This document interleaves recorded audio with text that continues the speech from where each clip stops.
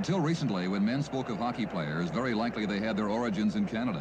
It was from this country that all of the good hockey players came. They would talk of a young boy and the high promise he showed. This, though, is what he was born to be, a young and eager face leaving the joys of boyhood behind him. Now he is in a crowded arena, snaking his body around giant defenders.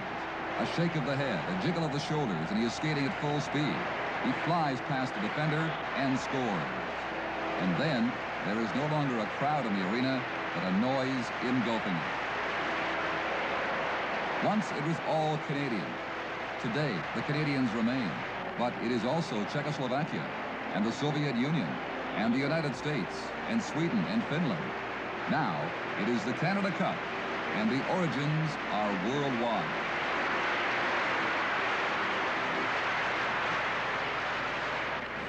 Ottawa is the seat of government in Canada, and it was there that Team Canada and Finland were greeted with the pomp and pageantry normally associated with international competition.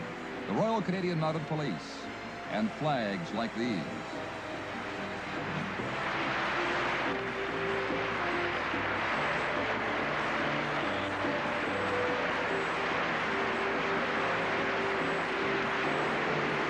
Sweden.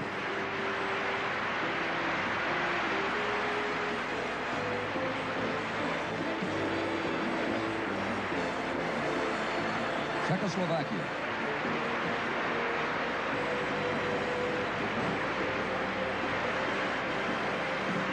The Soviet Union.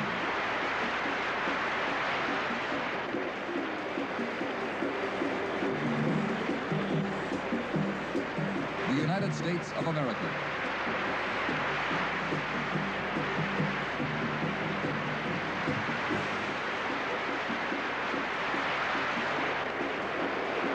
Finland.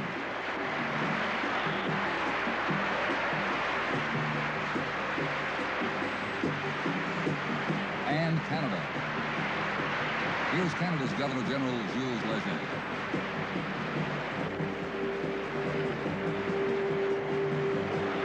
And pretty girls with flags representing Canada's 10 provinces.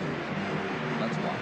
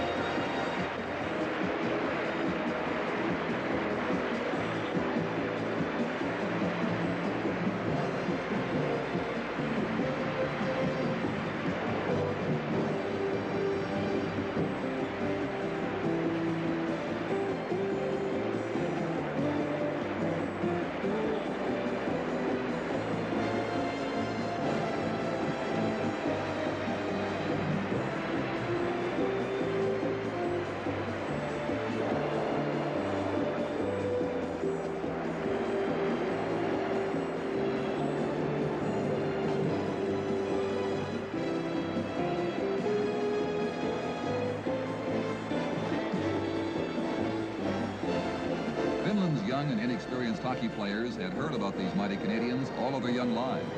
Playing against these great professionals may have been one of their special dreams. But when they did finally meet on this September night, the dream rapidly became stark reality. It seems that David doesn't always slay Goliath. It was 4-0 before Finland finally scored a goal. Then it was 6-1 and finally 11-2. Canada had brought its very best players together for this first Canada Cup. Several, like Montreal goaltender Ken Dryden and Boston defenseman Brad Park, were unable to compete because of injuries. But aside from Dryden and Park and one or two more, these were the best of Canada's professionals awaiting the start of the game. Team Finland, of course, didn't come to Canada to lose. At the same time, they themselves realized there was little hope of winning. Their aim was to be competitive and to learn, because it is in playing against the better, more experienced teams that a team Finland can learn and improve and prepare for better, more gratifying tomorrows. Governor General Leger drops the puck for the team captains, and the tournament is underway.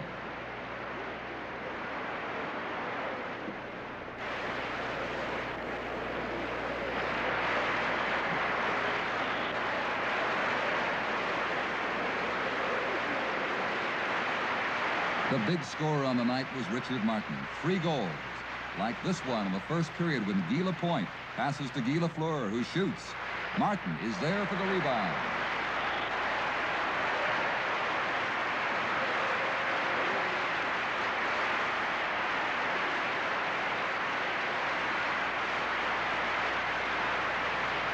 Or this goal by Martin, which came in the first minute of the third period. By that time, Canada had made it very clear that there were not to be any surprises in this first tournament game. Marcus Mattsson, a 19-year-old student playing his first game of international hockey outside his own country, had replaced Antti Leppänen after Canada's first 3 goals. Only 19, yet here he was in a great and strange land, stopping a shot from Dennis Potvin.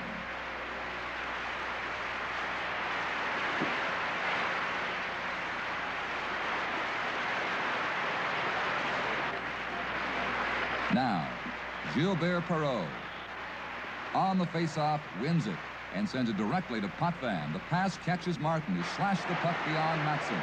That goal made it 7-1.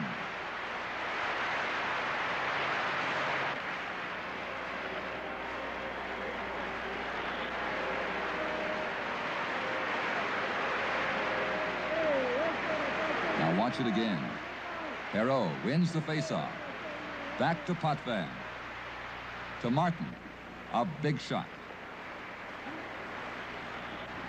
Or how about this goal by Martin? This time he carries the puck and passes to Perreault, and Mattsson is no match for him.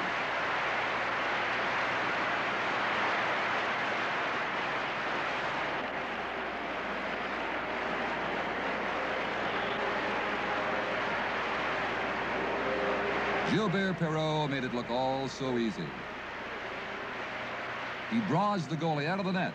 There's Martin waiting and getting the pass for his 3rd goal of the game. This goal by Bobby Hull made it 4-0. His great speed sweeps him in, and beyond the Finnish defense, one motionless shot went behind Mattsson.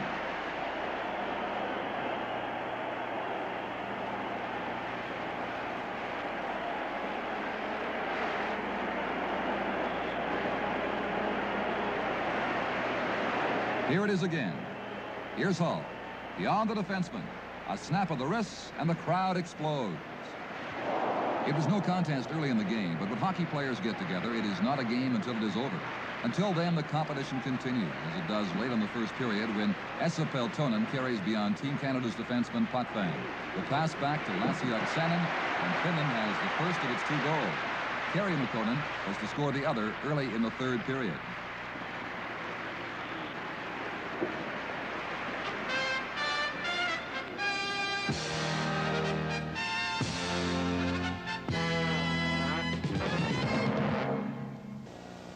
This is the Montreal Forum, home of the mighty Canadiens, a team rich with a history of winning. It is a professional hockey arena where legendary names like Rocket Richard and Jean Beliveau have played. But now it is the world champion Czechoslovakia and the fresh young Soviets with a lot to prove. Forwards, number 9, Victor Stalinov. Number 10, Alexander Malsek. Number 19, Helmut Balbiri. It is Czechoslovakia that scores first, however, when Milan Novi takes the puck at his own zone. The pass to defenseman Frederic Pospisil, and back to Novi for the goal. Czechoslovakia is ahead 1-0.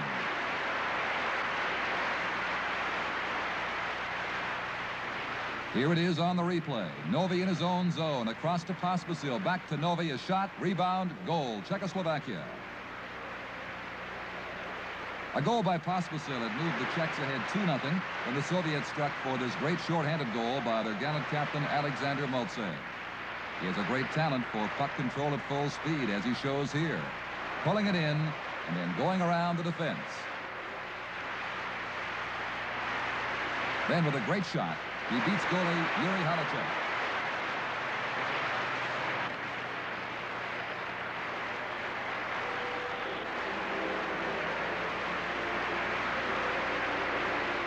Watch the great move put on by this KG Soviet veteran Maltsev. That made it 2-1. And the Czechs came sweeping back inside the Soviet blue line, looking to regain their 2-goal lead. The shot did not connect, and the Soviets break out. One of their new young stars is Helmut Balderas from Riga. Shalamov fed him. A long pass and a score, beating Holacek on the short side. The Balderas goal made it 3-2, with the Soviets pressing furiously for the tying goal. Perhaps they pressed too hard.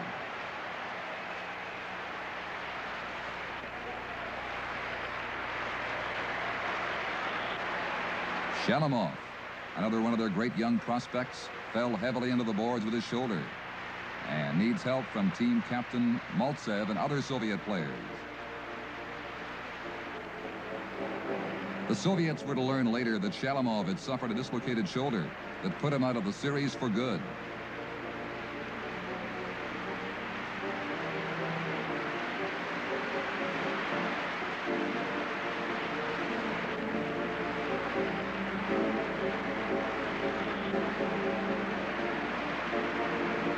The pain is etched on Shalamov's face. And later, pain of a different sort for the entire Soviet team. After the injury, the Czechoslovaks swept back 33 seconds after the Balderas goal to regain their two-goal margin.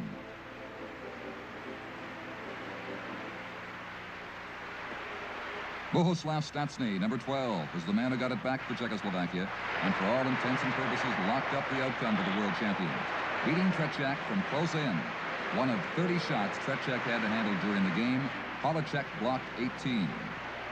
2 days later on the same Montreal Forum ice, the Soviets were back, this time against Sweden. It wasn't long before the Olympic champions discovered Sweden, strengthened by several professionals like Borje Salming, was to be every bit as difficult as Czechoslovakia had been. Salming, an all-star defenseman of the National Hockey League, had this goal disallowed when number 11, Tord Lundstrom, swept through the crease and took goalie Tretiak out of the play. Watch it again now on the replay. Lundstrom right there, but he took out Tretiak.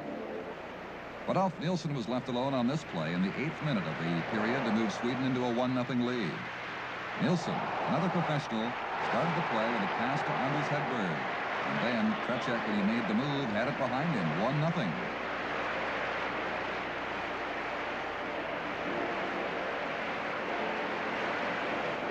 Here's the replay now. It's Nilsson to Hedberg. The Soviets forgot about Nilsson. Now he gets the puck again, moves in, forced Tretiak into the first move, and it's easy after that. It is always a mistake for teams to fall back to protect the lead. It was a mistake for Sweden. And here the Soviets moved back into contention, and Maltsev got a shot away midway in the second period, and Kapustin was there for the rebound.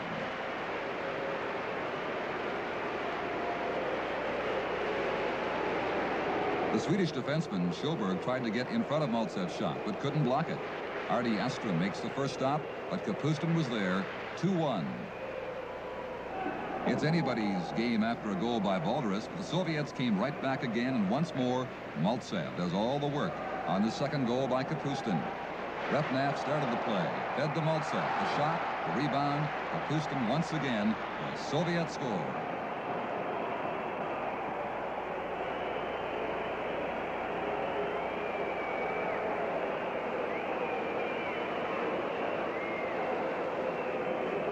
It started here with Repnath.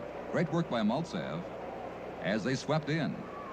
The shot and Kapustin's rebound goal to move the Soviets ahead for the first time in the game. It is 3-2 for the Soviets, and time is running out on the plucky Swedes. One mistake, though, this time by the Soviets, and it's a new game again. The play begins when Kapustin is pushed off the puck by Roland Eriksson. Salming, easily the best player for Sweden in the entire tournament, is here to get the puck over to Anders Hedberg. He scores, and the Swedish team empties the bench in a demonstration of pure joy. It was matched by a standing ovation from the Montreal Forum crowd.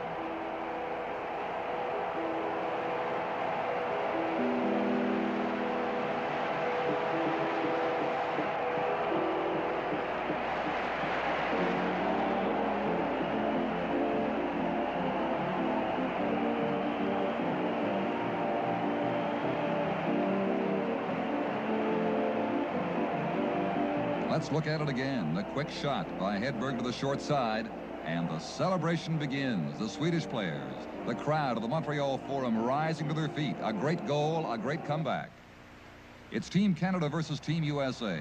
Steve Jensen was in the penalty box when Bobby Orr went the length of the ice before the pass to Marcel Dion to Phil Esposito, and 1-0 Canada.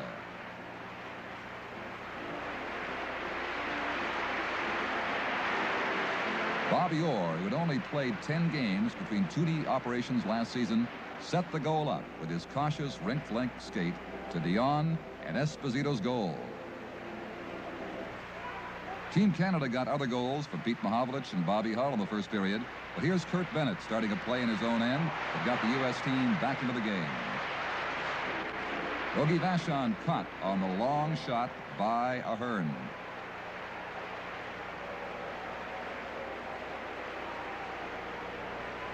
Here it is again. Bennett up to Fred Ahern, and the score was 3-1.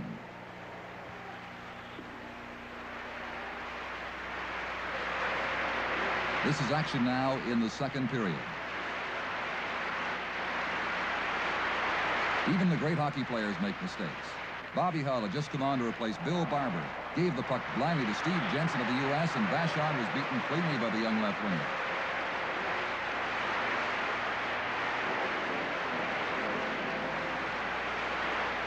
Barber skates away, replaced by Hull. At the blue line, look out, Jensen a clear path to the goal. Vachon was beaten. But what hurt a lot more was an injury to Team Canada defenseman Jim Watson later in the period. Gary Sargent, the U.S. defenseman, shot and caught Watson from Philadelphia flush in the face. His cheekbone fractured in 3 places.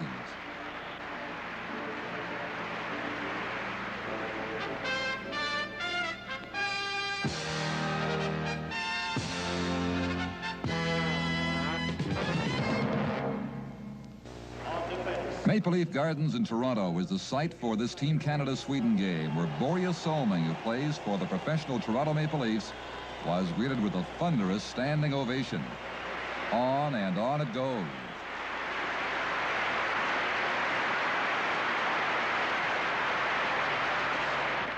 But now the ovation is for Bobby Hull, who scores the first goal. Bobby Orr had set the play up. To Dion, to Esposito, and off Hull's skate.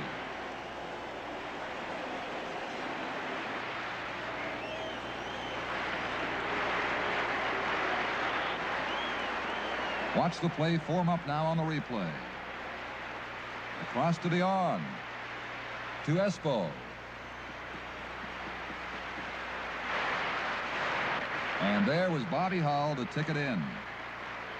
This was the first game of the tournament for Toronto's Lanny McDonald and Montreal's Bob Gainey, both noted as hard-hitting players who use the body a lot.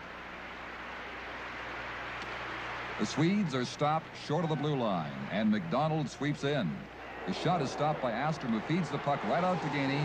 Montreal left winger, who scored only 15 goals with the Stanley Cup champions last year, put it in.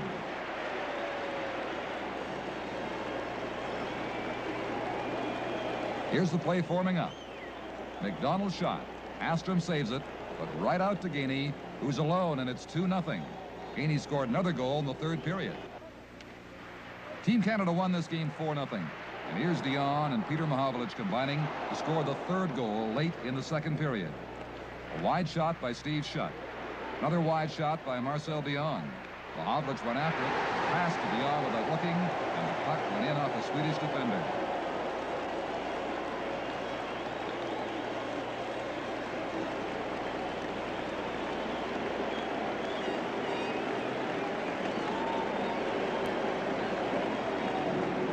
Dion. There goes Mahovlich. Getting it right back to Marcel Dion. His shot, 3-0. The mighty Czechoslovakian team came to Philadelphia for their game with Team USA, heavily favored to win. When the idea of the Canada Cup was in its formative stage, there was some reluctance about the suggestion that a team comprised wholly of United States citizens, or those born there, should be a part of this tournament. How could a team like this be competitive? Would the United States team be an embarrassment to the Canada Cup tournament? In fact, the United States was indeed competitive. It won one game and tied another with Czechoslovakia. This game after leading 4-2. The first USA goal was scored by Alan Hangsleven. It came 3 minutes after the Czechs had opened the scoring in the second period while Team USA was short.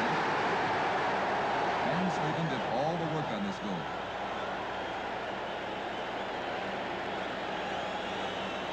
The original shot came from the boards and was stopped by Yuri Havlicek. But the American forward just kept on going and caught up with the puck after he fell into the area in front of the Czechoslovakian goaltender.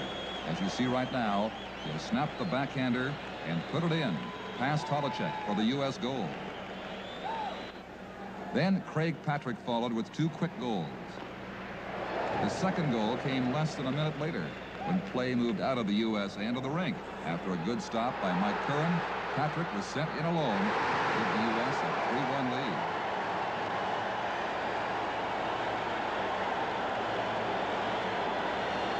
Watch Patrick on the replay. You'll see him stumble slightly in the clear after grabbing the pass from Butch Williams. Havlicek came out a bit, tried to cut the angle down, but was beaten cleanly. 2 nights later in Montreal, Czechoslovakia and Team Canada met in what generally is regarded as one of the finest hockey games ever played. Czechoslovakia won 1-0, and the reason only 1 goal was scored was because of stops like these by Rogi Vachon at the 12-minute mark of the second period. Peter Stastny had set up Yuri Holik in a circle off to one side of Vachon. The Canadian goalie beat him purely on instinct. Watch how the KG veteran Vachon cut off the angle and brings his hand up. But Vladimir Zarilla also was breaking Team Canada's hearts with stops like these in the second period. Clark won the face-off and got it back to Lapointe, who was wide with his shot.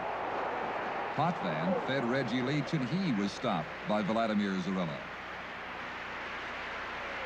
And the action moved end to end.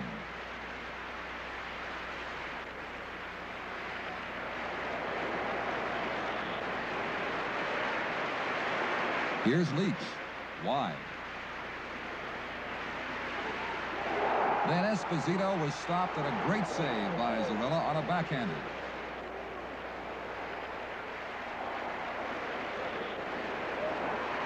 Leach again, all around the Czechoslovakia net, but no goal for Team Canada. But Vachon couldn't stop Novi at 15:41 of the third period. Martinek starts to play inside the blue line. The pass to Augusta, swept to Vachon's right, and the puck went back to Novi and into the goal. A 1-0 victory for Czechoslovakia, a stunning upset.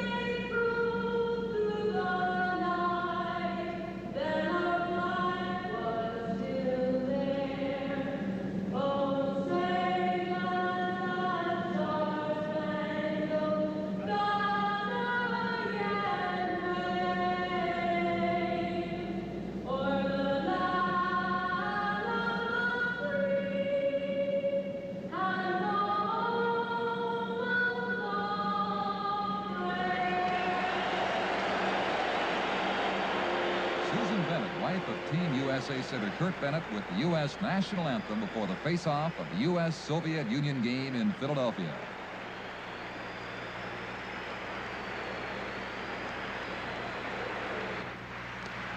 The Americans have been given a good chance against the Soviets, coming off a high, the 4-4 tie 2 nights earlier against Czechoslovakia in the same Philadelphia Spectrum.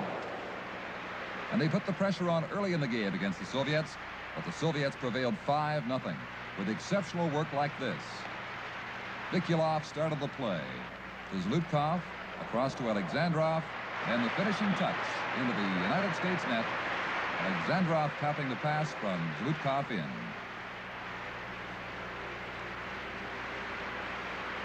Just look at the Soviet passing on this goal. Vikulov, Zlutkov, Alexandrov, back to Vikulov, Zlutkov, finally to Alexandrov. Beautiful. Mike Polish, number 33, the property of the Montreal Canadiens, had a good crack at Tretiak with only the 4th shot of the period by Team USA. But again, the Soviets turned it around.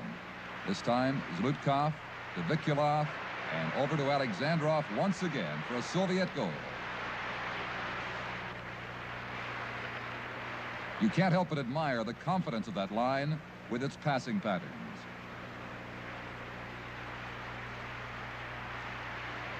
You'll see it on the replay. Not a flutter of hesitation. Everything is choreographed to absolute perfection.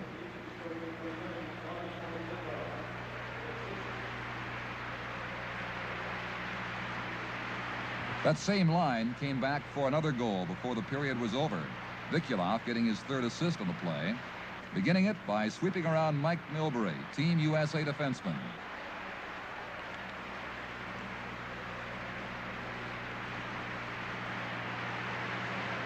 Vikulov carrying it in. Then a chance right in front for Alexandrov. But off the stick of Zlutkov, in went the Soviet goal.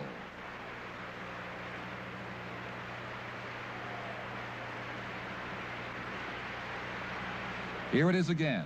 Right boards. Vikulov to Alexandrov. The stop by Curran, but the rebound in from Zlutkov.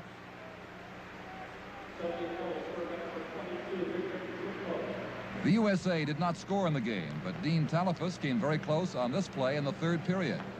The play was started by Rick Chartrand with a great save by goaltender Vladislav Tretiak.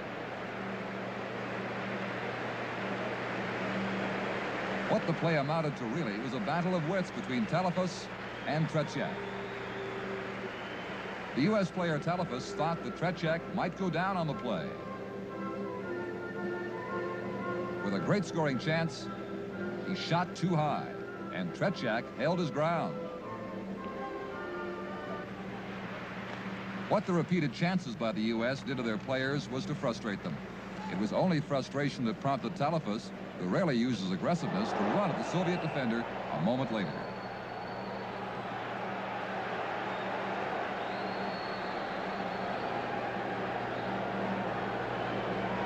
But then the frustration turned to ugliness. Hang Slevin attacked Alexander Gusev for no apparent reason.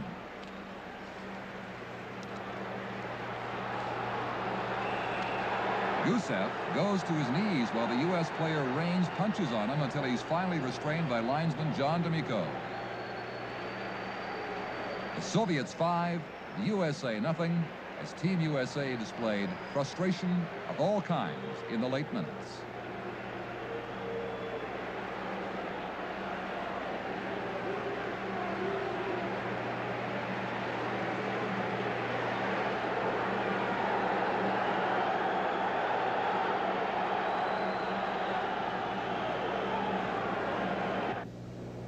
This is Quebec City, where Czechoslovakia got a goal from Martinek at 11:03 of the 2nd period, but ran headlong into big trouble when Bubla was penalized in 1905, and then Augusta got one with only 1 second remaining in the period. The Swedes forced the play directly from the faceoff. The Czechs clear, but the Swedish power play on the ice forms up in its own zone. Sjoberg sends it up to Nielsen. Then over to Borje Salming for the goal.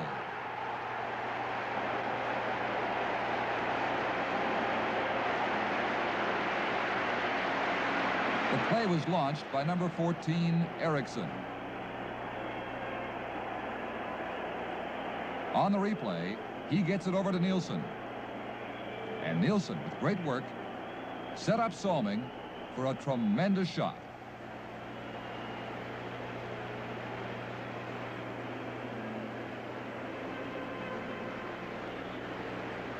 Börje Salming was to be Sweden's top player of the night. With Maciek in the penalty box, he came back to score the game's winning goal. Once again, it was a matter of the Swedish power play being too much for the Czechoslovaks to handle. Sjöberg 7 and Salming 5 control the play from the points. And at the center of the ice. Then Salming, inside the circle, ripped a shot that beat Zarella and put it away for Sweden.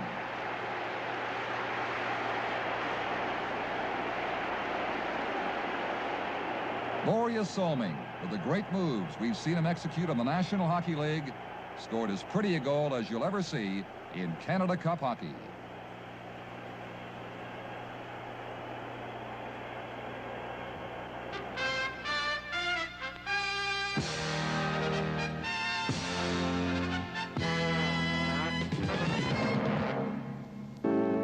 Team Canada had lost only one of its first 4 games. Yet if it hoped to move on to the best-of-3 final against Czechoslovakia, it had to at least tie the Soviet Union in Toronto. This was the scene as the teams lined up for their national anthems.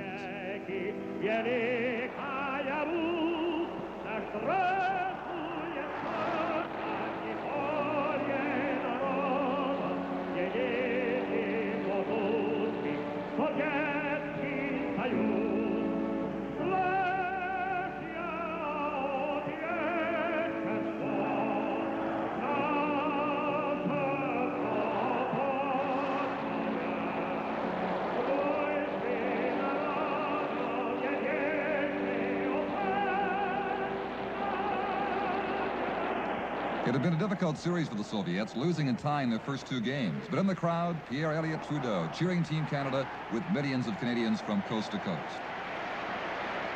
And early in the game, the first big break, Bobby Hull, in pursuit of a pass from Phil Esposito, got hauled down by Soviet captain Alexander Maltsev. Soviet penalty. And so for the first time, Team Canada's power play was in effect. Bobby Orr launched the play up to Gilbert Perreault, to Bobby Hull. Perreault inside the blue line. Here's Hull. And the shot just deflected by Luchenko, the Soviet defenseman. Now it's back to Potvin. Potvin from the point, right through, and Team Canada has the first goal of the day, a deflection by Gilbert Perreault.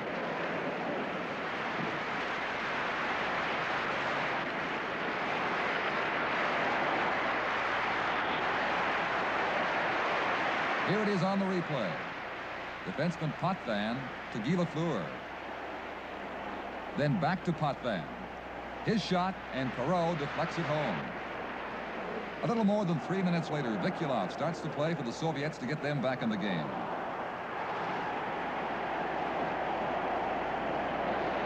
A shot by Alexandrov is blocked. The rebound. A backhander finds the open side. Tretiak is known as one of the world's great goaltenders, and he showed why many times during this game.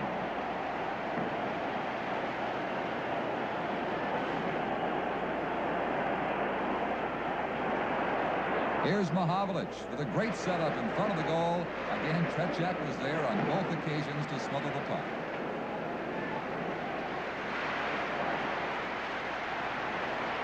Tretiak, the same tough goalie Team Canada has faced so many times in the past. Big stops like these are often the difference between winning and losing a game. Lafleur is stopped. Another chance, and Schutt is stopped. Tretiak down and in control. This game is the first time that Gilles Perreault had played on a line with Hull, and it was Perreault's skating and the all-round pressure exerted by the line that moved Canada ahead to stay. The goal by Hull came shortly past the 17-minute mark of the first period.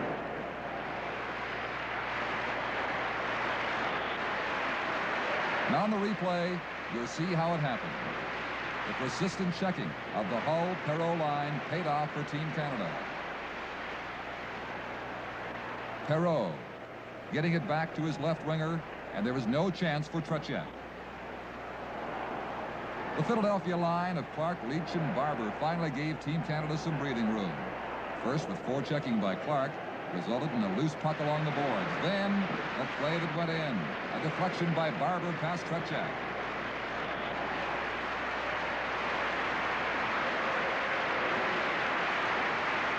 Team Canada had never lost to the Soviets at Maple Leaf Gardens, and this night was no exception. Mikulov left Clark alone to start the play. Then the deflection, and it was time to celebrate for Team Canada. And time for the final series. A best-of-3 between Canada and Czechoslovakia. Rogie Vachon was probably smiling behind his mask when Hull picked up Bohuslav Everman deep in the Team Canada zone and knocked him down, starting a play that results in Team Canada's first goal. Larry Robinson got the puck to Hull. Hull to Perreault. Pulling away and beating Zarilla from a sharp angle.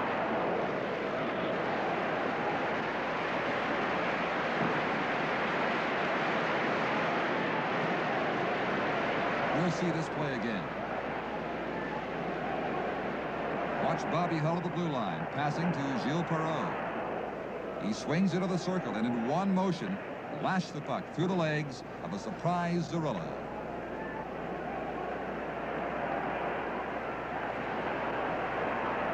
How about this one by Team Canada, which starts with Darryl Sittler facing off against Peter Stastny.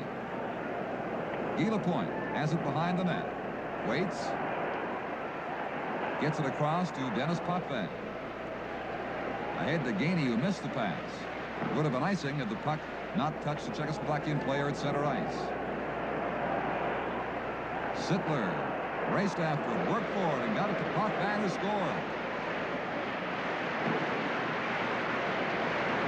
Darryl Sittler scored 6 goals in 1 game for Toronto last season, and was one of the hardest working players on Team Canada 1976. Watch him work for the puck. Out to Potvin, and a goal. Milan Chalupa was in the penalty box when Orr's goal gave Team Canada a 3-0 lead. Once again, Orr working with Esposito.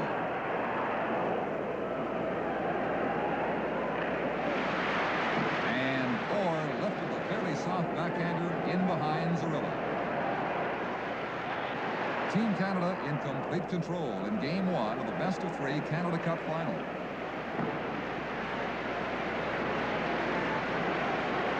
The Czech defenseman Machak gave Orr entirely too much room. He figured probably the defenseman would pass to Esposito. He made a mistake, and he paid the price. It's 3-0 now, and Lafleur goes in alone, but he's shot wide. Orr has a chance. But Bobby Orr was stopped by Zarilla. Mahavlich to shot. Another stop.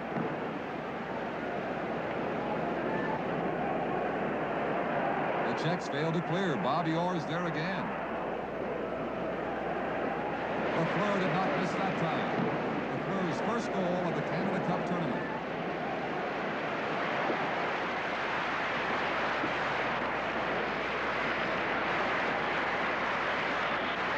Halifax to Vancouver Island. Canada was happy. Here's shot, partially blocked by Machak. Orr was right there to grab the rebound and score. Novi was in the penalty box for Czechoslovakia when Orr scored Canada's 5th goal midway in the 3rd period. Esposito won the faceoff. The puck went down to Reggie Leach. Then back to Bobby Orr. Orr ahead to Barber.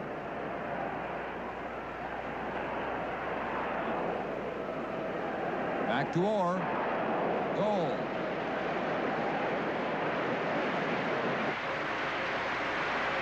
It appeared Halicek, the Czechoslovakian goalie, never saw the shot. Final score 6-0.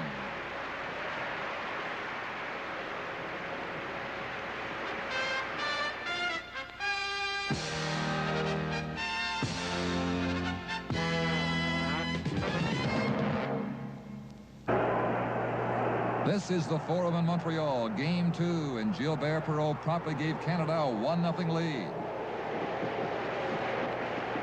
It was set up by Potvin and Lafleur.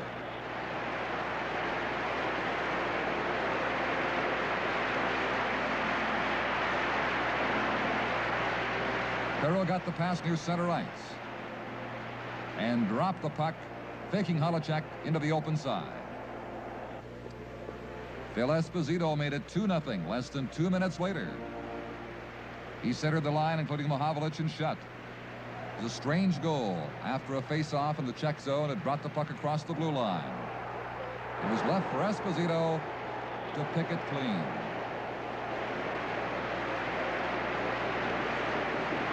It appeared that nobody had displayed great interest in going after the puck.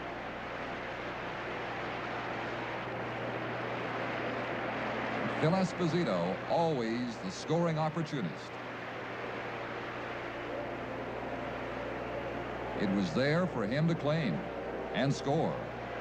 Halachek was then replaced by Zarilla. Barber in the penalty box midway in the second period, when the Czechs slashed Canada's lead in half. Novi sweeping across the line.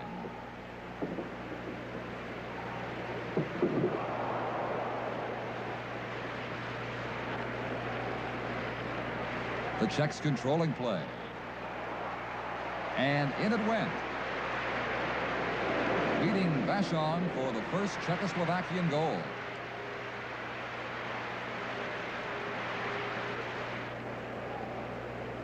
On the replay, it goes down to the corner. Pollock got it across to Novi, and in it went. The Czechs were in contention.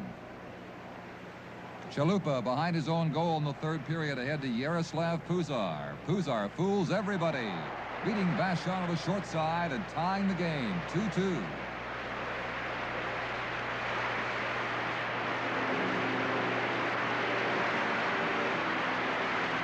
Only one Team Canada player, Bobby Orr, was back waiting for Puzar's move, and he beat him and Vachon too. Milan Catchkill is in the penalty box for elbowing 5 minutes later. Orr, cross-check from behind. The crowd is in an uproar when no penalty is called.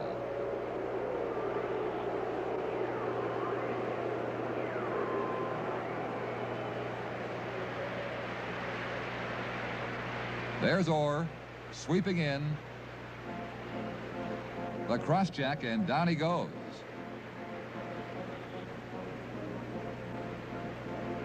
On the face-off, it's Bobby Clarke. Chalupa wins it for a minute, then lost it to Bobby Hull. Bobby Hull shoots. Clarke on the rebound scores.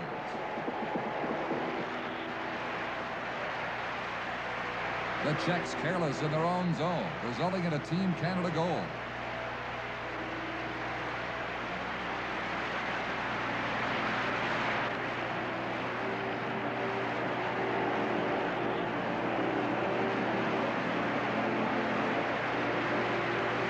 Chalupa reached for the puck but can't get control. Zarilla stopped Hull's shot, but not Clark's. The tying goal came at 15:01 with Potvin in the penalty box for Canada. Martinek near the blue line. Novi at the edge of the circle. Behind the net. Back to the right point where Matchak shoots. Vachon got a piece of it, but Augusta pops it in.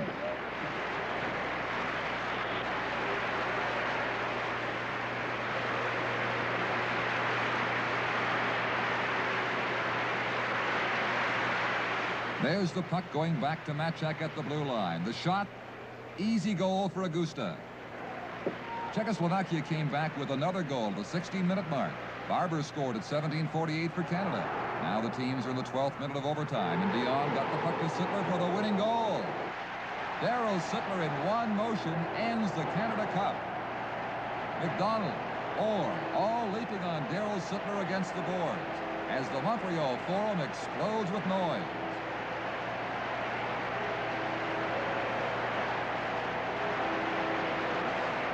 Scotty Bowman is on the ice. Bobby Crom. Tournament director Alan Eagleson. Canada's Prime Minister Trudeau standing amid the bedlam applauding with the rest of the fans. This is what the tournament is all about. Teams competing with honor. When at long last it's over, the emotions soar and there's a release of joy and passion. After all the hard work, all the sacrifice and dedication, the high and low moments, the Canada Cup for now belongs to Canada. Canada with 2 consecutive wins in the best-of-3 final series against Czechoslovakia to win the Canada Cup. Not since Paul Henderson's goal in Moscow in 1972 has one goal electrified Canadians from coast to coast in international hockey. Darryl Sittler, the hero of 1976, with his Canada Cup winning goal in overtime. And this is how it was won. Sittler with the puck around Chalupa's legs, who almost stopped him. Then moving in toward the Czech net, making a fake, going to his left, and sliding it past Zarilla in one fluid motion for the game-winning goal. The time, 11:33 of overtime, in a gripping, exciting finale that must have felt like an eternity to everyone involved, the losers as well as the victors. But were there losers on this night? Here, in a moving demonstration of goodwill never before viewed in North America, Team Canada and Czechoslovakian players swap sweaters while the crowd roars its approval. They had both played hard, they had both played well. And what better way to salute each other than in this exchange of uniforms? They all represented so well.